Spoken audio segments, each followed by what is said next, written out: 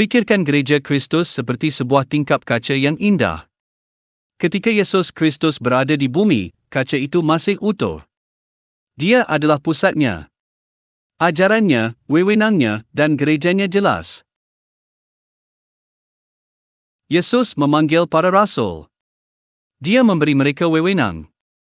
Dia mengajarkan iman, pertobatan, pembaptisan, Roh Kudus, perjanjian, dan kehidupan kekal. Gerejanya tidak dibangun di atas kekeliruan. Gerejanya dibangun di atas wahyu dan wewenang imamat. Setelah Yesus kembali kepada Bapa, 12 rasul meneruskan pekerjaannya.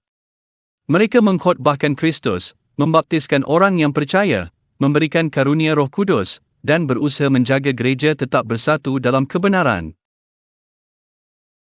Tetapi para rasul ditolak dan dibunuh. Kunci-kunci imamat hilang dari bumi. Lama-kelamaan, ajaran berubah. Tata cara berubah. Tingkap kaca yang indah itu mulai pecah. Itu tidak bermaksud orang berhenti mengasihi Yesus.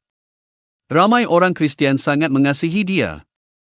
Banyak gereja masih memiliki kepingan kebenaran, seperti serpihan kaca yang masih memantulkan cahaya.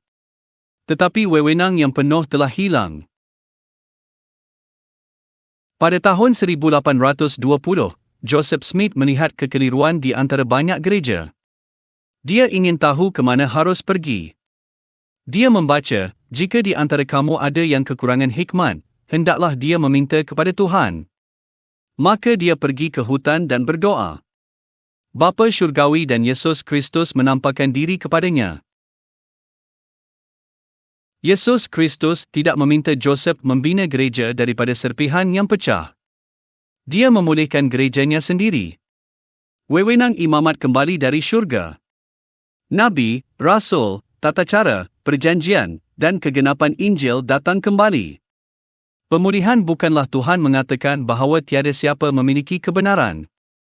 Pemulihan ialah Tuhan memulihkan seluruh kaca itu, dengan Yesus Kristus di pusatnya.